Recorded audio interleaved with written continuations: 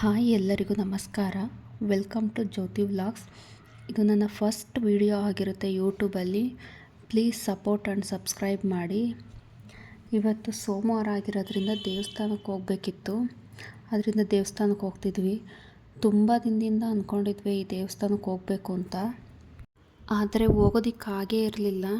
ಯಾಕಂದರೆ ದೇವಸ್ಥಾನನ ಓಪನ್ ಮಾಡೋದು ವಾರದಲ್ಲಿ ಒಂದೇ ದಿನ, ಸೋಮವಾರ ಮಾತ್ರ ಓಪನ್ ಮಾಡ್ತಾರೆ.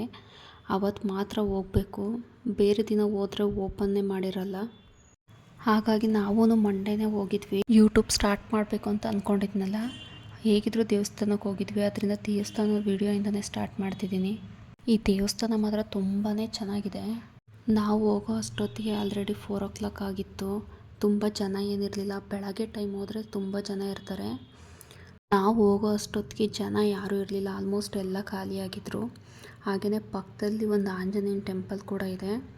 ವೆದರ್ ಅಂತೂ ತುಂಬ ಚೆನ್ನಾಗಿದೆ. ಇದು ಸ್ವಲ್ಪ ಕಾಡು ಮಧ್ಯದಲ್ಲಿದೆ. ನಾವು ಹೋಗ್ತಿದ್ದಂಗೆ ಪೂಜೆ ಕೂಡ ಆಯಿತು. ಪೂಜೆ ಮುಗಿಸ್ಕೊಂಡು ಮತ್ತೆ ವಾಪಸ್ ಮನೆಗೆ ಬಂದ್ವಿ. ಹಾಗೆಯೇ ಸಿಂಪಲ್ಲಾಗಿ ಒಂದು ಕರ್ಡ್ ರೈಸ್ ರೆಸಿಪಿನ ಶೇರ್ ಮಾಡ್ತಿದ್ದೀನಿ.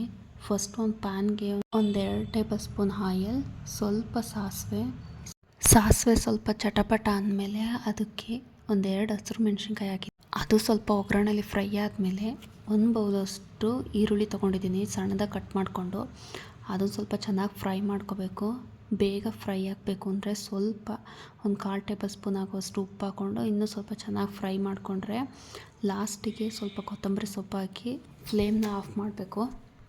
ಒಂದು ಮಿಕ್ಸಿಂಗ್ ಬೌಲ್ ತೊಗೊಂಡು ಅದಕ್ಕೆ 1 ಕಪ್ ಆಗೋವಷ್ಟು ರೈಸ್ ಹಾಕ್ಕೊಂಡಿದ್ದೀನಿ. ಹಾಗೆಯೇ 1 ಕಪ್ ಆಗೋವಷ್ಟು ಫ್ರೂಟ್ಸ್ನ ತೊಗೊಂಡಿದ್ದೀನಿ. ಅದರಲ್ಲಿ ಬ್ಲ್ಯಾಕ್ ಮತ್ತು ಗ್ರೀನ್ ಗ್ರೇಪ್ಸ್ ಮತ್ತು ಆ್ಯಪಲ್ನ ತೊಗೊಂಡಿದ್ದೀನಿ. ಒಂದು ಹಾಫ್ ಆ್ಯಪಲ್ಲು ಇಷ್ಟನ್ನು ಹಾಕಿ ಸ್ವಲ್ಪ ಮಿಕ್ಸ್ ಮಾಡಿ, ನಾನಿಲ್ಲಿ 1 ಕಪ್ ಆಗೋವಷ್ಟು ಮೊಸರು ತೊಗೊಂಡಿದ್ದೀನಿ.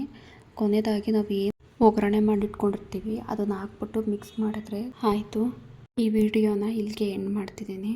Thanks for watching.